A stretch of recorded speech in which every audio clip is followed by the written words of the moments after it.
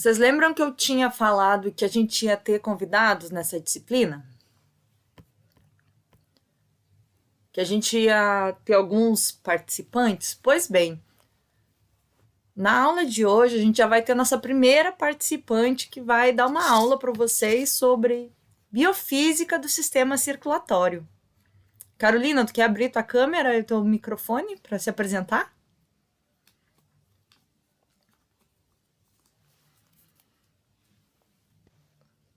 Oi, pessoal, tudo bem com vocês? Me ouvem, me veem, tudo certo? Sim.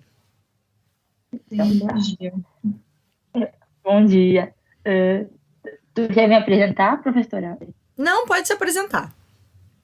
Então, meu nome é Carolina, eu estudo veterinária na UFSM, que é a Universidade Federal de Santa Maria, no Rio Grande do Sul. E aí, quando a professora Mariane me convidou para dar aula, eu fiquei muito feliz em poder dar aula para vocês e falar sobre, né, o sistema circulatório, que é um tema super, super importante. Então, eu já vou ativar aqui minha apresentação. Quando quiser começar, fica à vontade, tá? Tá bom. E ó, lembrando, gente, se vocês quiserem fazer pergunta, vocês podem escrever no chat, vocês podem levantar a mão, tá bom? Não precisa ficar com vergonha.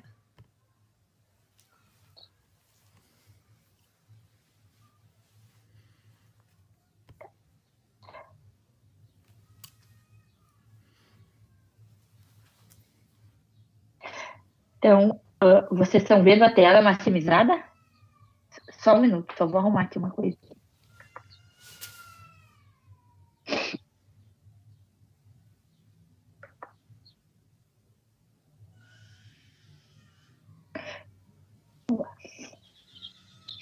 Vocês veem, deixa eu ver, vocês veem a seta?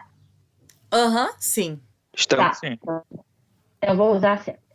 Então, como a Mariane já me apresentou, eu vou falar sobre biofísica do sistema circulatório, que é um tema super complexo, né? Porque ele tem muitos detalhes, tem muitas particularidades, tem muitos órgãos, muitos sistemas envolvidos nele.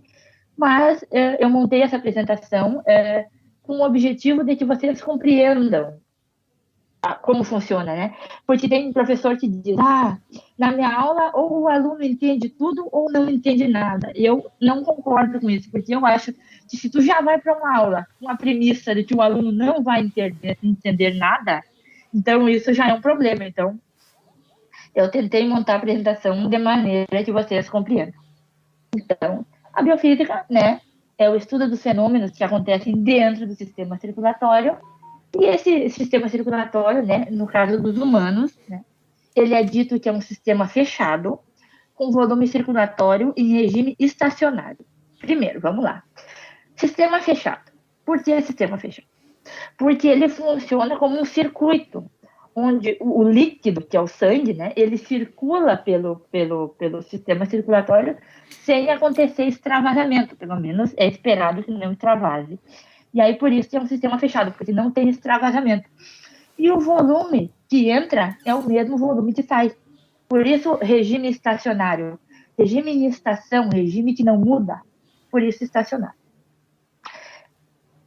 Ele é composto pelas artérias, pelas veias, pelos capilares e pelo coração.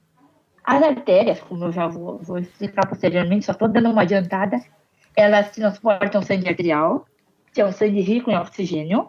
As veias transportam sangue venoso, que é um sangue pobre em oxigênio. Os capilares fazem as trocas gasosas. E o coração é a bomba que regula tudo isso. Então, nas artérias, o sangue presente nas artérias, né, eles saem do coração em direção a todos os órgãos. E eles possuem paredes resistentes e espessas. Por quê? Porque o volume de sangue é muito grande e a velocidade desse sangue é maior, né? Porque ele sai do coração, então ele sai numa velocidade muito alta. E aí, se fosse uma parede muito fina, muito fraquinha, essa parede se romperia e esse sangue extravagaria. E aí, lembram que eu falei que ele é um circuito fechado? Pois então, o sangue não pode extravasar, o sangue tem que circular por ali. Então, por isso que essas paredes são tão resistentes e tão espessas. e eles transportam nutrientes e oxigênio. Aí tem uma curiosidade. O sangue arterial, ele é de uma cor vermelho vivo, né? Já o sangue venoso, ele é de uma coloração vermelho escura. Por que essa diferença de coloração? Porque o oxigênio, quando está dentro do sangue, ele se liga ao grupo M da hemoglobina. A hemoglobina é o que dá o pigmento ao sangue. E aí, em função dessa ligação, o sangue ganha uma cor vermelho vivo, um vermelho vibrante. Né? É por isso que ele é dessa cor. Já o sangue venoso, não. O sangue venoso, o grupo M não tem uma ligação tão forte com a hemoglobina, não se liga tanto.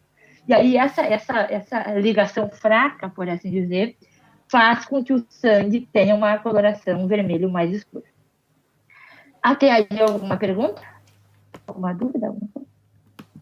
Não, tá tranquilo. Vou seguir, então. Então, a artéria aorta, né, é a maior artéria do corpo e uma das principais, justamente por ser ela que parte do coração. Ela parte do ventrículo esquerdo, que fica mais ou menos nessa região aqui, e ramifica-se em várias outras artérias, né, que vão fazer com que o sangue circule pelo corpo. Olha aqui, ó. Então ela desce para cá, ela se ramifica, vai para um lado, vai para o outro. Se ramifica em todas as estruturas. Então, a segunda artéria mais importante é a artéria pulmonar. Eu vou arrumar aqui. Aí. A artéria pulmonar, né? Ela tem esse nome porque ela parte do coração em direção aos pulmões.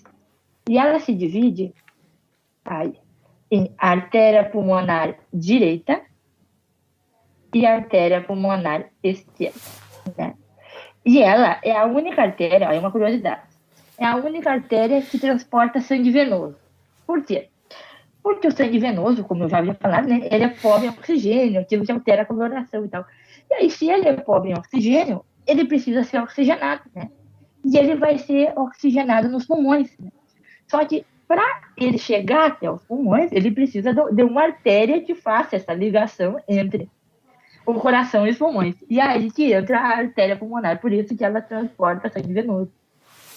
Porque é ela que faz esse transporte, por assim dizer, do coração para os pulmões.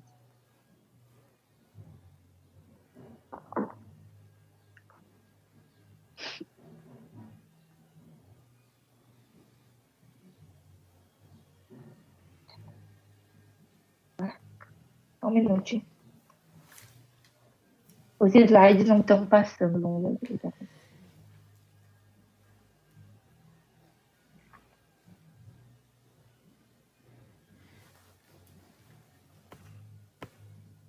Agora foi. Bom, agora eu vou falar sobre as veias, né, que transportam sangue venoso pobre em oxigênio. As veias são vasos sanguíneos que elas garantem o retorno do sangue, que é pobre em oxigênio, dos tecidos para o coração. E elas possuem paredes finas e de baixo calibre. Por quê? Porque já nas veias, a velocidade sanguínea não é tão alta, entendeu? Não, então não tem necessidade de uma parede tão grossa quanto das artérias. E por isso, né, as paredes são finas e de baixo calibre. E aí já vem a biofísica. No transporte sanguíneo dentro da veia, existe uma função muito importante, que são das válvulas e da camada muscular. A camada muscular, ela faz movimentos de contração, como vocês podem ver nesse GIF, e aí, através desses movimentos, eles impulsionam o sangue para frente. E as válvulas, que são as que eu vou falar posteriormente sobre elas, que são essas pequenas estruturas aqui, ó, em formato de meia-lua, elas abrem e fecham, né, para impedir o refluxo do sangue, impedir que o sangue retorne. Então, Carolina? Como eu falei... Oi, sim? Você pode voltar no slide anterior só para eu fazer um comentário adicional? Posso, claro. Vocês entenderam, gente, essa questão da espessura da veia, das veias, das artérias? Quando você tem um sangue que está bombeando mais rápido, você vai ter uma maior pressão. E o que vai acontecer? Se você tem uma alta pressão e você tem uma artéria, por exemplo, bem estreitinha e fininha, o que ia acontecer? Essa artéria ia romper. Então, Quando você tem uma pressão do sangue muito rápida, imagina, gente, qual é a pressão, a velocidade e a pressão que o sangue sai do coração. É uma pressão alta e uma velocidade alta. Então, você tem que ter uma artéria que seja grossa que suporte essa pressão. No caso da veia, a pressão não é tão grande. Então, a parede, isso permite que a parede seja mais fina, tenha um menor calibre, e quando o sangue passa, ela não vai romper, tá? Anotem isso, gente, que isso é uma informação bem importante, tá?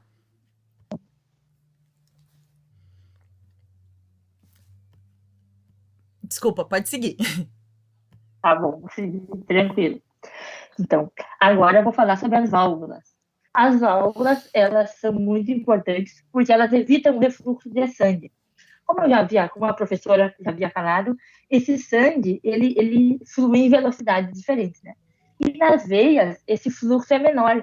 E aí, o que poderia acontecer? Como a pressão também se altera, esse sangue poderia voltar, poderia retornar, e isso teria a formação de êmbolos, né, de trombos e tal. Então, para evitar esse retorno do sangue, existem as válvulas, né? E como o desenho bem mostra, ó, as flechas representam o sangue, ó. Aí o sangue flui, quando ele tenta voltar, as válvulas fecham e impedem que ele reflua. E isso é super importante, né? Para a biofísica do sangue. Alguma pergunta sobre as válvulas, fechamento?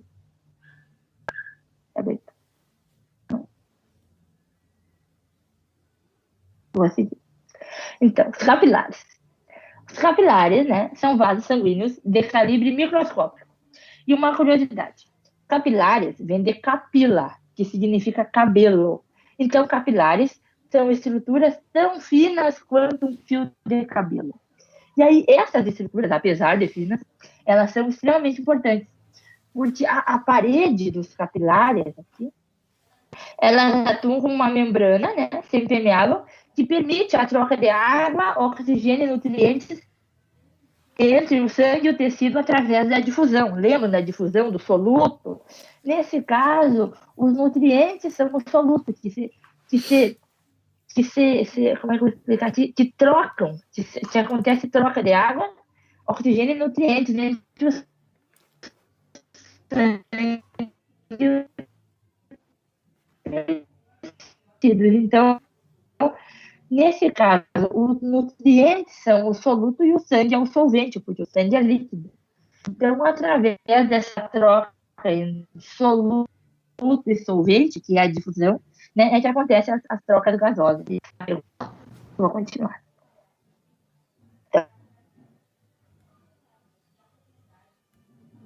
Agora, sobre a gravidade, que os fluidos, né, nesse caso o sangue, tem de subir ou descer desses tubos que são super finos. E essa capilaridade é o que permite que os fluidos, o sangue, ele flua mesmo contra a força da gravidade. Olha, e nessa imagem vocês podem ver, ó, as moléculas de sangue. É uma imagem bem... Ó, deixa eu ver se eu não mouse aqui. Ó. Aqui vocês veem, ó, as moléculas de sangue, elas fluem. Mesmo contra a força da gravidade, elas conseguem passar por tubos extremamente finos e fazer a sua oxigenação. Inclusive, existem hoje em dia muitos estudos para entender como exatamente essa capilaridade funciona. Se sabe que os líquidos conseguem fluir pelos capilares, mas ainda estão sendo feitos muitos estudos para entender exatamente como isso acontece. Mas, né, para vocês é importante isso, né? Saber que os líquidos eles fluem dentro do capilar mesmo, né, contra a força da gravidade. Então, coração. Coração é um dos principais órgãos do sistema circulatório, porque ele funciona como uma bomba, né? Uma bomba que tem... E aí essa bomba, ela tem dois circuitos. Um circuito é circulação sistêmica e outro circuito é circulação pulmonar, que depois eu vou explicar melhor como ele funciona. E ele é oco e é muscular, e justamente essa contração muscular também auxilia muito na pulsação e no ritmo cardíaco, que eu vou explicar posteriormente. Então, circulação sistêmica. A circulação sistêmica é responsável pelo fornecimento de sangue a todos os órgãos do corpo.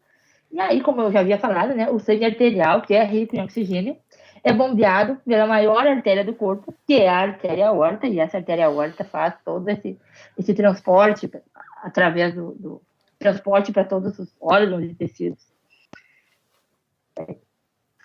Alguma pergunta sobre a aorta, sobre circulação sistêmica? Não? Por enquanto, não. Vou continuar.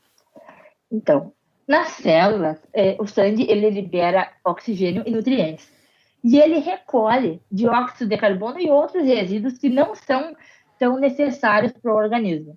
Nesse desenho dá para ver bem, ó, o sangue vindo da artéria, ele libera oxigênio e nutrientes para as células, né? Aí, e recolhe o dióxido de carbono e os resíduos que não são necessários, né? E aí, esse sangue com esses resíduos regressa ao coração pelas veias. E aí, no coração, o ciclo começa novamente. Então, a circulação pulmonar. A circulação pulmonar, tudo começa pela aurícula direita, né, do coração, que recebe o sangue venoso que veio da circulação sistêmica. Então, ele sai da circulação sistêmica e entra na aurícula direita. Da aurícula direita, ele passa pelo ventrículo direito do coração, né? E aí, do ventrículo direito, ele é bombeado para a artéria pulmonar, né? E para fazer aquela oxigenação. E aí, no sangue, acontece ao contrário. Quer dizer, nos pulmões acontece ao contrário. O sangue libera o dióxido de carbono e recebe o oxigênio que foi inalado. Então, aqui está, ó. Ele libera o dióxido de carbono e recebe o oxigênio que foi inalado. Alguma pergunta? Eu tenho. Sim. Desculpa. Não, tranquilo. Chama a senhora de professora ou Caroline? Professora, né? Como a senhora achar melhor? Como tu achar melhor? Professora, tô mais acostumado. Tá bom.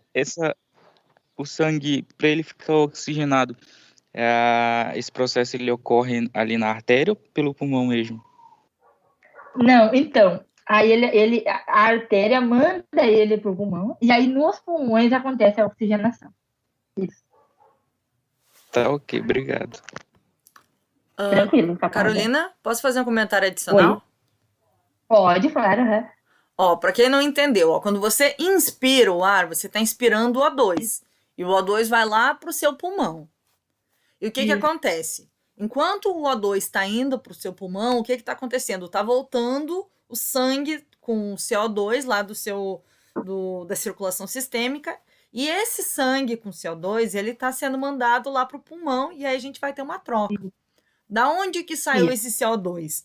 Esse CO2, tu me corrige se eu estiver errada, Carolina, ele vai ser oriundo de reações como o ciclo de Krebs. Lembra que a gente estudou o ciclo de Krebs, gente? Lá em... Da bioquímica, lá.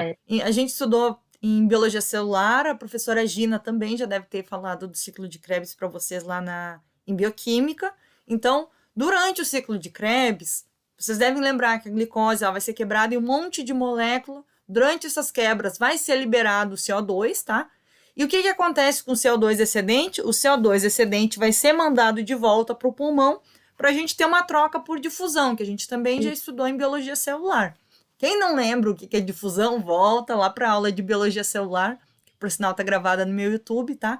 Que aí a gente estudou, né? Como que o O2 acaba vendo a troca entre o CO2 e o O2 no pulmão, tá? Mais dúvida, gente? Senão a Carolina vai continuar.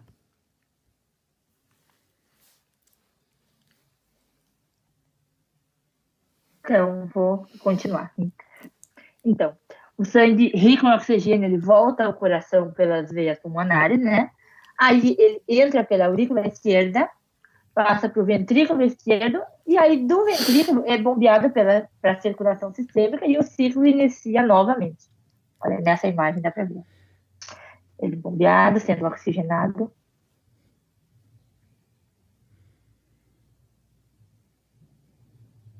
Vou passar. Então, aqui tem uma revisão, olha. Circulação sistêmica. Ó. Ele está no coração, aí ele saiu pela artéria, desceu, passou pela aorta, foi para os capilares. Os capilares, ele passa pela veia cava, volta e retorna no outro átrio. Aí, quando ele retorna, vem átrio, ventrículo e vai para a circulação pulmonar. Ó. Aí passa a artéria pulmonar, os capilares presentes nos pulmões. Aí ele volta pela veia pulmonar e regressa ao coração. E aí, no coração, o ciclo inicia novamente. Isso aí.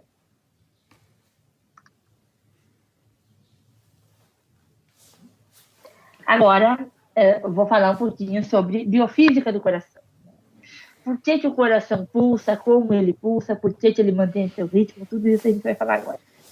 Então, no coração existem vários tecidos especializados em gerar impulsos elétricos. E isso eu achei super interessante, porque, né, tu imagina que um órgão como o coração poder ter toda essa capacidade, isso, pelo menos eu sempre achei isso muito interessante. E agora eu vou falar um pouquinho sobre esses tecidos, né, que fazem todas essas atividades. Os primeiros que eu vou falar são as células miocárdicas e as células marca-passo. As células miocárdicas, elas estão presentes no músculo cardíaco, por isso mio vem de músculo. Elas estão presentes no músculo cardíaco e elas são responsáveis pelos movimentos de contração cardíaca. Então, quando o coração ele contrai e expande. Quem faz esses movimentos são as células miocárdicas. Já as células marca-passo, elas são responsáveis por gerar e conduzir todos esses estímulos elétricos. E aí tem uma curiosidade. Pessoas idosas, né, geralmente têm problemas, né, nessas células, na estrutura dessas células. E aí isso faz com que elas tenham que receber um implante de marca-passo, que é um aparelhinho, né, que é implantado no coração, na região posterior do coração, e ele faz exatamente a mesma função das células marca-passo, que é a geração e condução dos estímulos elétricos que vai fazer com que o coração pulse.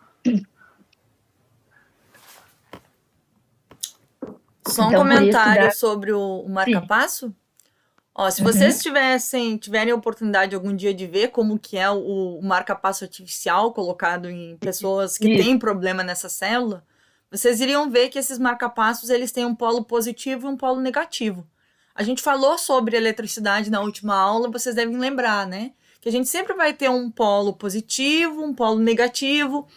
A gente vai ter esses polos conduzindo a movimentação de elétrons. O marca-passo funciona exatamente do mesmo jeito, tá? Dá para fazer uma analogia com uma pilha. O marca-passo ele funciona como se fosse uma pilha que vai fazer com que o coração, que já não está funcionando tão bem, consiga manter a condução de estímulos elétricos que é necessário para toda a ação acontecer no coração, né? Pode seguir, Carolina. Vou seguir. Muito, muito importante seu comentário. Então, no coração, né, como eu já havia falado, existem tecidos especializados que geram e conduzem esses impulsos e estímulos elétricos. O primeiro tecido, né, desses é o nó sinusal. Ele fica nessa região do átrio. O segundo é o nó átrio-ventricular, porque justamente ele fica no átrio próximo ao ventrículo, olha, entre a divisão átrio-ventricular, por isso nó átrio-ventricular. O terceiro é o feixe de His. Esse feixe de His, ele é um feixe de neurônios, que ele sai do nó átrio-ventricular, né, e vem até essa região aqui. Aí, nessa região aqui, ele se divide em ramos direito e esquerdo e vai terminar nas fibras de Purkinje, que também fazem parte dessa estrutura. E aí está o outro ramo. As fibras de Purkinje também, na verdade, são uma continuação do feixe de His. Eu, particularmente, demorei a entender isso. Eu achava que as fibras de Purkinje eram um outro órgão, mas, na verdade, não. Na verdade, elas são uma continuação do feixe de His, que é uma continuação do nó átrio-ventricular. Então, está tudo interligado. E essa interligação é o que faz com que o coração pulse, com que o coração, né, gere esse impulso elétrico. Então, só que, apesar de todos esses tecidos, né, gerar esses impulsos elétricos, eles precisam de um comandante, precisam de uma central de comando, por assim dizer. E quem faz essa central de comando é o cérebro, através do sistema nervoso simpático e o sistema nervoso parasimpático.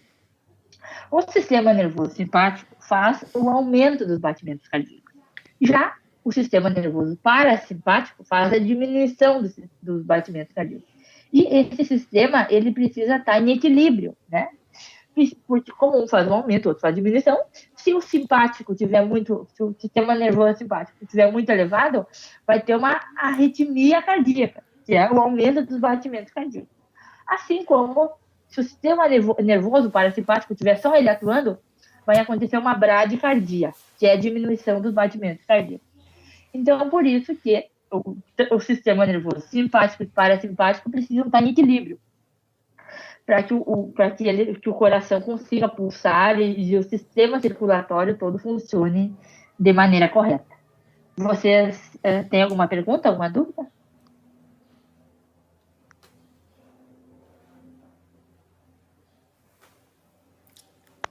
Não. Então, vou continuar. Então, agora eu vou falar sobre a sístole, né? A sístole, né, acontece no coração, né? E na sístole acontece a contração do músculo cardíaco, do miocárdio, do músculo cardíaco.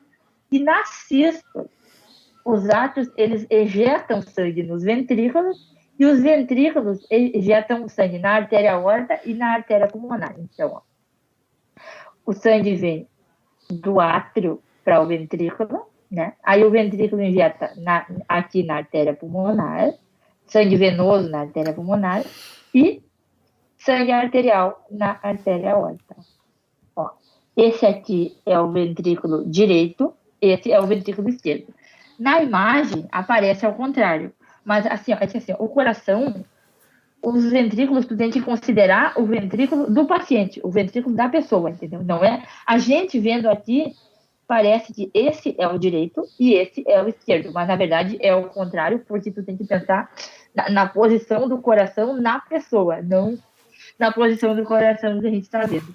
Inclusive, isso era tema de muitos pega-ratões em prova, né? Porque mostrava, qual é o átrio direito, qual é o ventrículo direito. E aí o pessoal se confundia. Né? Alguma pergunta? Carolina, posso fazer uma analogia sobre a sístole? Pode, claro. Que acontece de muita gente ficar confundindo o que é sístole, o que é diástole, que tu já vai falar a seguir, já tô dando spoiler. Vou falar sobre diástole. Para vocês poderem lembrar, gente, como que é a sístole. A sístole contrai. Então, vamos pensar assim, você tem um saco plástico e você coloca água dentro, tá? O que acontece durante a contração? É como se o coração ele diminuísse, se ele contraísse. O que acontece se você tem um saco de água, um saco plástico cheio de água dentro e você aperta? Quando você aperta, a água vai tender a sair, né? Porque vai faltar espaço. A mesma coisa acontece na sístole. É como se você apertasse o coração e como não teria espaço, digamos assim, dentro do coração, o sangue é bombeado para fora.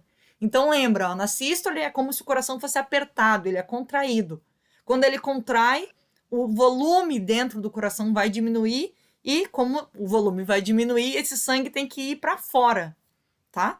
Então isso que essa sístole que vai acabar gerando a pressão para o sangue ser bombeado para fora. Caso alguém não tenha entendido, é mais ou menos isso, tá? Isso é uma analogia, mas eu acho que pode ajudar vocês a memorizar o que é essa sístole, o que é essa contração. Pode seguir. Então, agora eu vou falar sobre a diástole. Lembrando que as duas, né, acontecem na região cardíaca. Na diástole acontece o relaxamento muscular.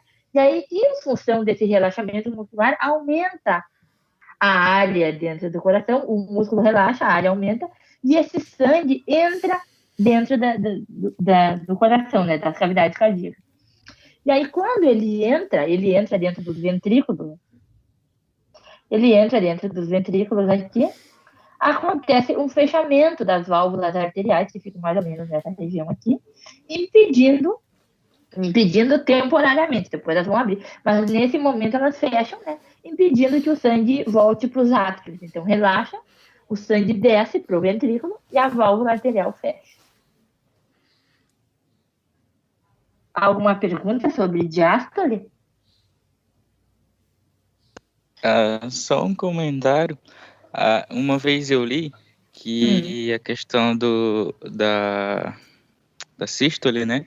Ela estava relacionada com o simpático e a diástole com o Isso, parasimpático, né? sim, Só que, tá só correto, que, tá correto. só que daí outra vez eu li que eles não podiam estar relacionados porque ele era um músculo involuntário, né? Daí eu passei a ler mais esse tipo de assunto. Eu gosto muito desse tipo de assunto. E vi mesmo que eles estão relacionados com o simpático ou Então, parasimpático. sim. É porque, como eu falei, o coração ele precisa de um centro de comando, né? E esse centro de comando é o cérebro. Apesar do coração ser importante, ele precisa do sistema simpático e parasimpático para regular ele. Mas muito, muito legal o seu comentário. Posso complementar, Carolina? Pode, Ó, o sistema nervoso simpático e parasimpático, eles são responsáveis, digamos assim, por processos autônomos, tá? Por processos que... Qual foi? Eu esqueci a palavra, gente. É autônomo, né? Eu esqueci qual era a palavra que eu ia usar.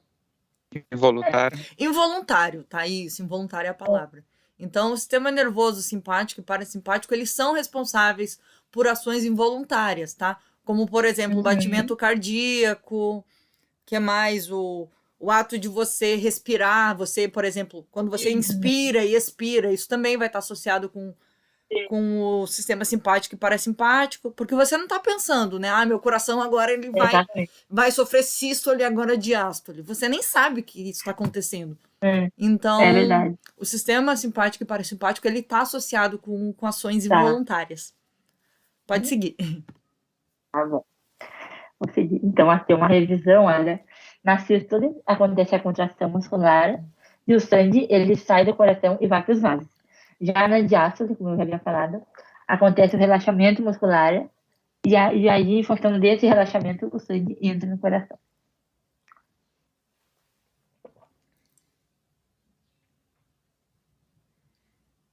Agora, vou falar um pouquinho sobre ritmo cardíaco. Né? Por que o coração pulsa, como ele pulsa, e assim por diante. Esse ritmo cardíaco, né? Ele é regulado tanto pelo nó sinoatrial, né? Como eu já havia falado, também é conhecido como marca-passo do coração, né? Ficam nas células e tal. E as membranas, né? Presentes nas fibras desse nó, elas são muito permeáveis ao sódio. E aí acontece a entrada de sódio no interior das fibras. Essa entrada desencadeia um potencial de ação celular. E aí esse potencial de ação faz com que o ritmo cardíaco aconteça, que o coração pulse como se fosse numa cadência, num ritmo compassado sem ter alterações. Ele pulsa sempre da mesma maneira, sístole, diástole, sem ter alterações, pelo menos, né? Não se espera que ele tenha alterações. Eu não vou entrar muito em potencial de ação, porque eu como eu posso dizer, uma abelhinha me contou que vocês já tiveram esse conteúdo. Então, eu só comentei por alto sobre a entrada de sódio que dispara o potencial de ação. Não vou detalhar tanto em potencial de ação, né, quanto seria uma aula de bioquímica ou de biologia celular. Alguma pergunta?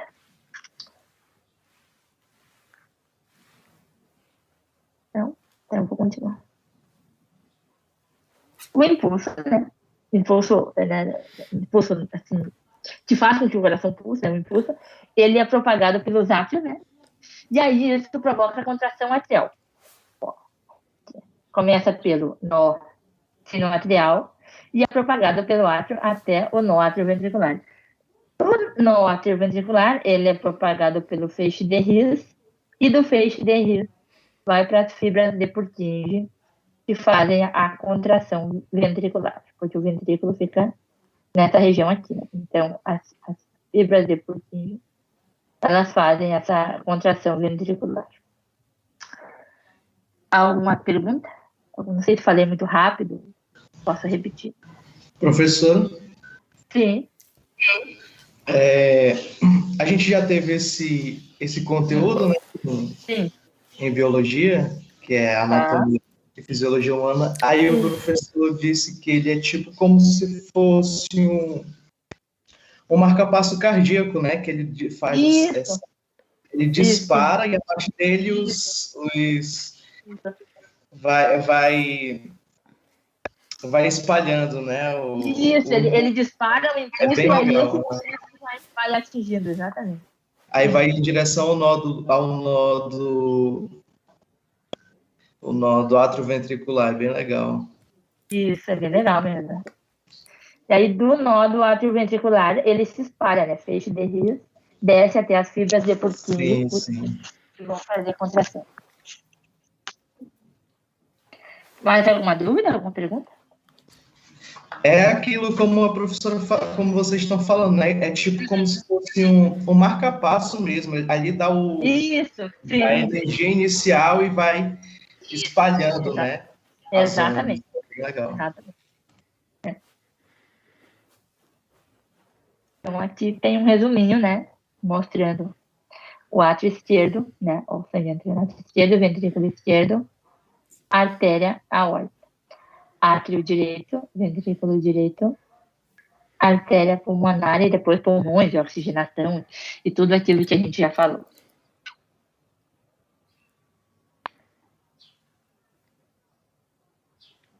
Agora, vocês estão me ouvindo bem, tudo? Tudo certo? Sim. Tá. Sim. Tá bom. Então, vamos mudar um pouco. Vou falar sobre medida da pressão arterial. Como a pressão arterial ela é medida? A pressão arterial ela é medida por um aparelho. Eu vou explicar isso brevemente, não vou entrar tanto em detalhes, porque senão a explicação é mais breve. Ela é medida por um aparelho que se chama esfigmanômetro, né? E é esfigmanômetro porque essa região aqui é o manômetro. E essa região, ela é cheia de ar, e aí quando tu aperta, é como se tu inflasse. Aí aqui tem um manômetro, aqui tem uma câmera com ponteiro, aqui tem um mandito de ar, e aqui tem uma capa. Essa capa fica geralmente colocada no braço esquerdo da pessoa. Braço esquerdo por ser próximo ao coração. E aí, quando tu aperta no manômetro, o ar circula por aqui, o manômetro infla o mandito aqui e a artéria se comprime. Aí agora eu vou explicar por que isso acontece. Então, na medida da pressão, como eu já havia falado, acontece a compressão da artéria através do mandito de ar, que é ligado a um manômetro. E aí, a pressão que é aplicada, ela faz com que as paredes, elas se estreitem, elas colabem, entendeu? Porque aplicam uma pressão muito grande, aí as paredes acabam fechando, acabam colabando. Não colabam totalmente, elas só se estreitam. E aí, quando altera a parede, o fluxo sanguíneo também se altera. O fluxo sanguíneo diminui por quê? Porque essa parede, ela quase fecha. Então, o fluxo sanguíneo, ele é quase interrompido.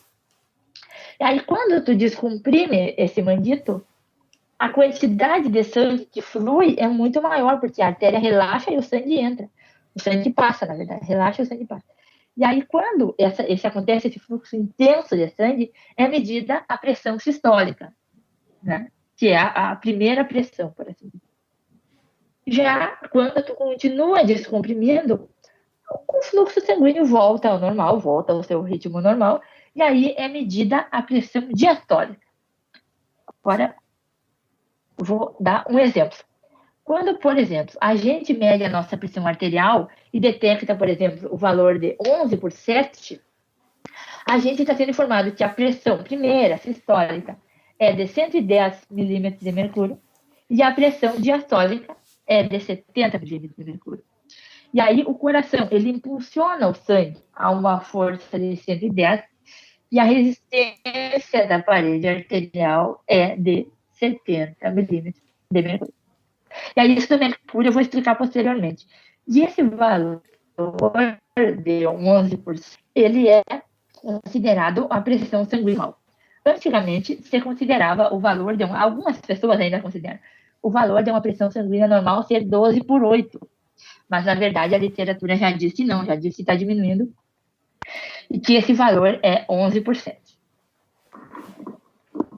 Alguma pergunta? Olha, eu confesso que eu não sabia. 11 por 7 eu ainda estava ali em 12 por 8.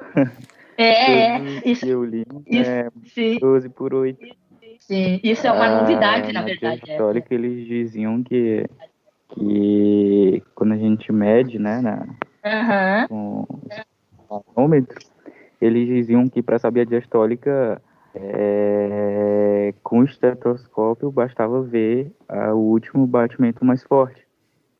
Quando tu tava medindo, tu percebe que o batimento ele fica forte, né? Quando a gente comprime ali. A primeira e daí ele fica quando forte.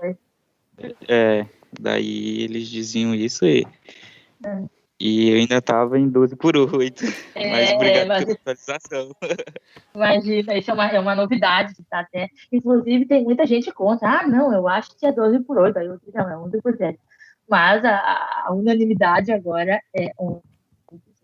Mas é muito legal. Então, a pressão arterial, como eu falei anteriormente, ela é medida em milímetros de mercúrio, né? Você sabe por que ela é medida em milímetros de mercúrio? Então, eu vou explicar agora. O mercúrio, ele é um elemento químico, né, presente na tabela periódica, que está a imagem dele, e no ano de 1643, um físico e matemático italiano chamado Evangelista Torricelli fez um experimento com uma coluna de mercúrio. Ele escolheu o mercúrio porque o mercúrio é um dos poucos elementos químicos que se mantém líquido na temperatura ambiente. Então, o Torricelli, ele pegou, aqui nessa imagem dá para ver a coluna, ele pegou uma estrutura de madeira, né? Dentro dessa estrutura de madeira, ele colocou um tubo de vidro, né? Tubo de vidro, lacrou flambou a ponta desse tubo para que o mercúrio não expandisse, não saísse. Né, na verdade, ele colocou o mercúrio dentro e depois flambou a ponta, né, para o mercúrio não sair.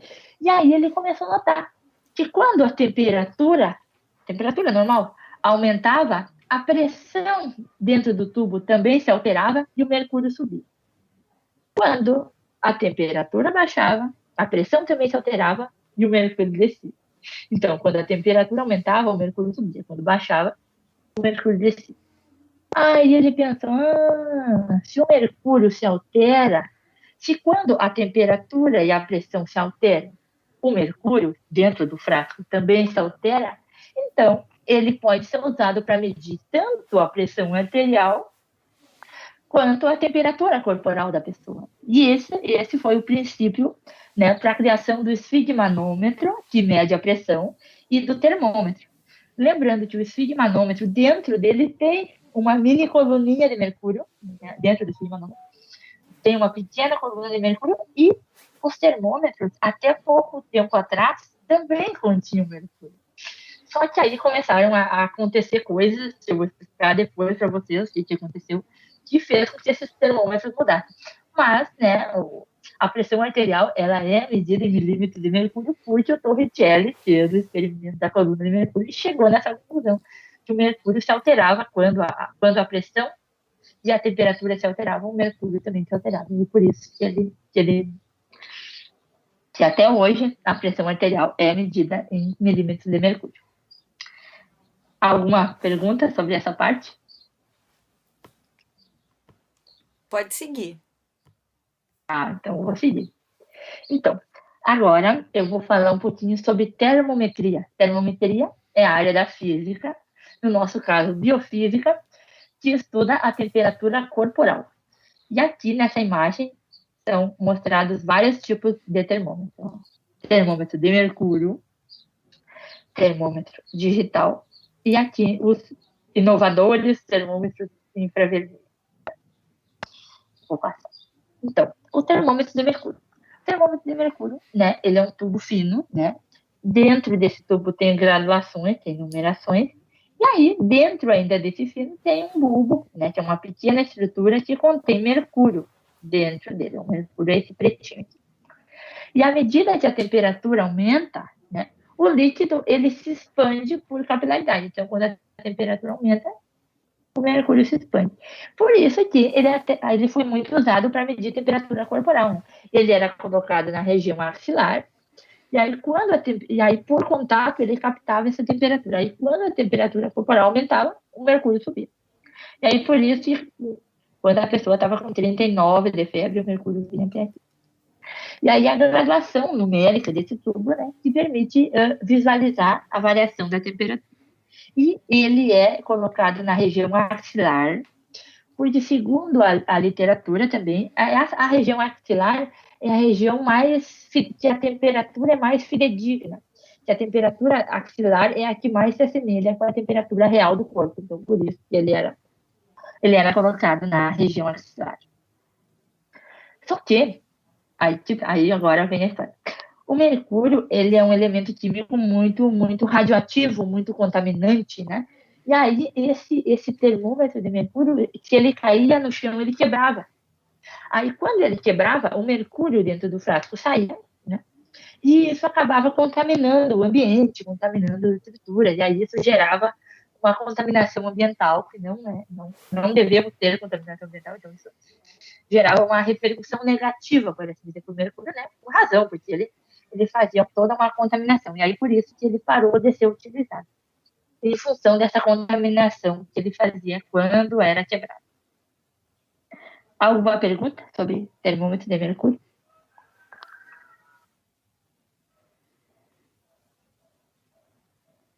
Vou passar, então.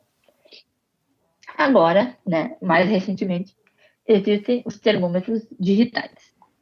O termômetro digital, ele tem um circuito eletrônico dentro dele. E esse circuito é alimentado por uma pequena bateria, que fica nessa região aqui. E esse termômetro digital, ele tem um sensor de temperatura, né, na extremidade mais fina do aparelho. E aí, esse sensor é colocado na região axilar, né? E aí, o visor permite a leitura dessa temperatura corporal aqui. Alguma pergunta sobre termômetro digital? Não. Não, eu acho que a gente está bem já acostumado com esse aqui. A gente que é mais novo, né? Tá acostumado com esses eletrônicos aqui. Sim. Mas, por exemplo, na casa do meu avô ainda tem um termômetro de mercúrio. Ainda tem? Então precisa ser trocado. Eles dizem que esses de agora não funcionam bem como o de antigamente. Mas aí que tá, tem que ver, porque essa bateria, aí já vai, ó. Essa bateria, ela tem um limite de uso. Então, o certo seria, de tempos em tempos, tu ir em uma loja, né, especialista, uma loja de produtos biomédicos, e trocar essa bateria. Essa bateria aqui, ela não dura para sempre. A cada, por exemplo, não é tão perto, a cada 5 anos, por exemplo, essa bateria tem que ser trocada. Ela tem uma meia-vida, sabe? Não é, tipo, a maioria das pessoas compra o termômetro digital e fica com ele o resto da vida. E não, essa bateria precisa ser trocada. Por isso que muita gente fala, não, o termômetro de mercúrio era melhor, mas na verdade eles estão com o termômetro digital desatualizado. Por isso que esse termômetro não está fazendo a sua função, em função da bateria. Agora, né, nesse ano de 2020, 2021, né, em função da pandemia do coronavírus, né, surgiram os termômetros digitais infravermelhos. E esse termômetro infravermelho, ele possui sensores infravermelhos, né, que eles funcionam à distância e eles são capazes de aferir a temperatura a partir do calor que emana da superfície corporal. E pesquisas dizem que a região temporal, a região das têmporas da testa, é a região que mais emana calor. Por isso que quando um termômetro quando vai aferir a temperatura, tu aplica o infravermelho na testa da pessoa, porque a testa é a região que mais emana calor. Né? E aí o termômetro, ele não precisa tocar na superfície da pele. Como o infravermelho, ele funciona à distância, tu simplesmente ligando ele e mirando na testa da pessoa, tu consegue aferir a temperatura. E alguma pergunta? Alguma dúvida?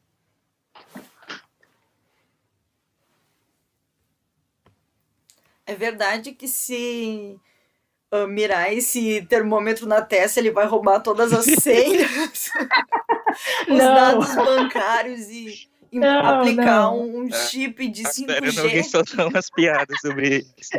Eu também, por isso que eu perguntei. Perguntas já esperando essa... Não, isso é uma teoria da conspiração. Diz que fica cego também, quando pega no olho. Não, isso são teorias da conspiração, fake news, não.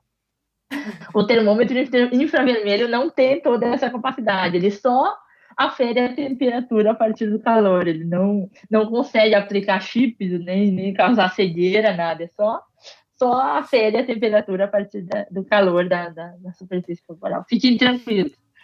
E um erro muito comum é aferir a temperatura no pulso. E aí, média no pulso dá lá 33 graus. Claro, a região do pulso é uma região fria, entendeu? Então, por isso que a temperatura corporal sempre vai ser mais baixa no pulso do que na região cervical. Então, é errado medir no pulso. Se uma pessoa tiver com febre, tu vai medir no pulso dela, vai aparecer 34 graus, talvez. Porque essa região, ela é naturalmente mais fria. Então, por isso que é errado medir do pulso, tem que ser medido na fronte. Agora, um momento cultural time. Cultural time é uma curiosidade, né? É muito legal. Ali em Roraima, existem muitas jazidas e garimpos, né? De pedras preciosas e tudo mais. E as pedras preciosas, o ouro, vou dar um exemplo do ouro.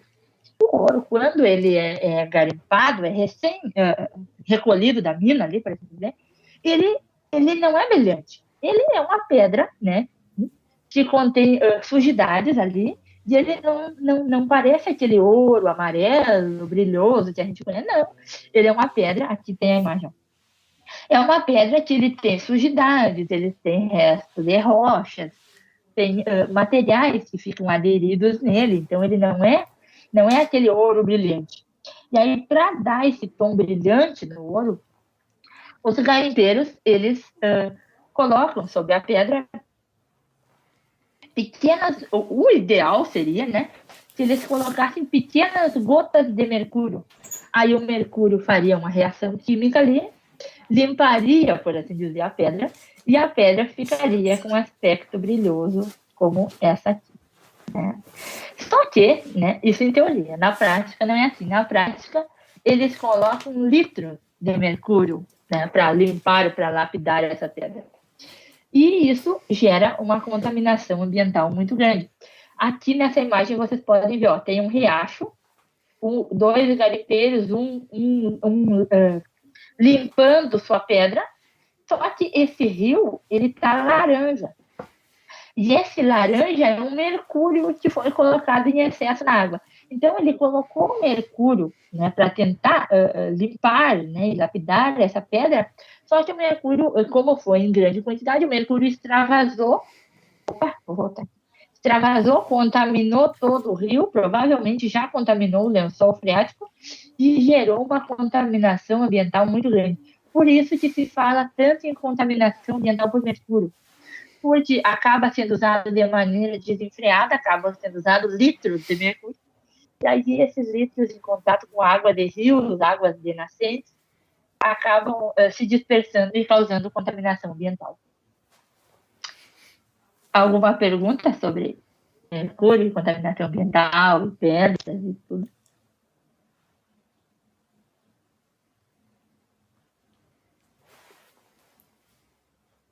Vou continuar, então. Então, agora eu vou falar um pouquinho sobre a biofísica da coleta de sangue. Por que falar sobre coleta de sangue? Porque o sangue, como, né, já foi falado toda a aula, o sangue flui dentro de vasos sanguíneos. E até para coletar o sangue, existe até a coleta de sangue, existem processos físicos envolvidos. E aí vocês vão aprender sobre eles agora. Vou continuar. Então, antes de falar sobre a biofísica, eu tenho que explicar sobre a seringa, porque a seringa ela vai ter um papel super importante, né, em toda essa biofísica. Na seringa, consiste em um êmbolo, né, que essa região que ela é pressionada ela é pressionada e é puxada, né, aperta e volta. consiste em um corpo, né? Corpo ou cilindro, chamado de corpo. Um canhão, uma haste e um bisel. Bisel é a pontinha da agulha. Uma curiosidade é que existem vários tamanhos de canhão e de haste. Por quê? Por exemplo, quando vai ser aplicada uma insulina, são microlitros de insulina. Então, não precisa um volume muito grande. Por isso, os canhões são bem fininhos, quase capilares, porque são microgotas que são pingadas de insulina. Já quando vai fazer uma coleta de sangue, aí o tamanho do canhão se expande, porque a haste e o canhão, sendo maiores, permite um maior fluxo de sangue. Né? Por isso que esse canhão é grande. E aí, por isso que existem vários tipos, tamanhos de canhões e de hastes, assim como vários tamanhos de corpo, porque dependendo da quantidade de ml que vão ser ou administrados pelas vacinas, por exemplo, ou coletados, se altera o tamanho do corpo e do cilindro. Alguma pergunta? Não. Vou continuar, então. Vou dar um exemplo da vacina da Covid. Quando aperta o êmbolo, né, para aplicar uma vacina, a pressão no interior do êmbolo se torna maior que a pressão sanguínea. Por que a pressão do êmbolo se torna maior? Porque ele está sendo apertado, e quando tu aperta, a região interna fica com uma pressão muito grande. E aí esse líquido precisa sair. Aí ele ultrapassa o canhão, a haste, e aí a vacina é aplicada. E o conteúdo entra na corrente sanguínea ou no músculo, depende de qual for a forma da aplicação. E esse fenômeno físico de apertar o êmbolo, a pressão ser maior dentro do êmbolo e entrar dentro do organismo da pessoa, é chamado pressão positiva. Depois eu vou explicar o porquê de pressão positiva. Né? Por enquanto, vocês precisam saber que é pressão positiva. Alguma pergunta sobre pressão positiva e seringa e tal? Vou passar então. Já quando acontece uma coleta de sangue, é puxado o êmbolo. Aí quando tu puxa o êmbolo, a pressão que está no interior da seringa, a pressão que está no interior da seringa é menor que a pressão sanguínea. Então o sangue ele entra, entendeu? Aí tu expande essa área. E aí o sangue que estava dentro do vaso, ele passa pelo bisel, passa pela haste, passa pelo canhão e entra dentro da seringa, como por exemplo na coleta de sangue. Ah, e uma dica, o bisel, ele é como se, a bisel, que é a pontinha, ele funciona como uma ponta de lança. Por quê? Porque o formato pontiagudo facilita com que como é que eu posso usar a palavra? Facilita com que aconteça uma pequena abertura nessa veia e o sangue flua. Então, o bisel aponta para cima, a veia se abre, uma micro abertura de centímetros, e aí o sangue passa pela abertura, passa pela agulha, canhão e entra dentro da seringa. E aí, o sangue ele é aspirado para dentro da seringa. E aí, quando ele sai do organismo para dentro da seringa, é chamado de pressão negativa. Então, temos a pressão positiva no caso das vacinas, né? Quando tu empurra o êmbolo e aperta o conteúdo para dentro do organismo, é pressão positiva. Já na coleta de sangue, quando tu puxa o êmbolo, né, e aumenta essa área aqui, é chamado pressão negativa. Alguma pergunta? Vou continuar. Então, e essa pressão positiva e pressão negativa são explicadas por uma lei da biofísica que é chamada Lei de Boyle. Boyle foi um físico, e aqui está a foto dele. E aí, quando se aplica uma pressão externa, né, sobre o êmbolo de uma seringa, como no caso da vacina, quando aumenta a pressão, o volume ocupado dentro da seringa diminui e entra para dentro do organismo, como é o caso das vacinas. Já quando tu puxa o êmbolo, o volume dentro da seringa aumenta e o sangue flui do organismo para dentro da seringa em função desse maior volume. E aí isso é chamado pressão negativa. Então tem a pressão positiva e a pressão negativa. Alguma pergunta, alguma dúvida?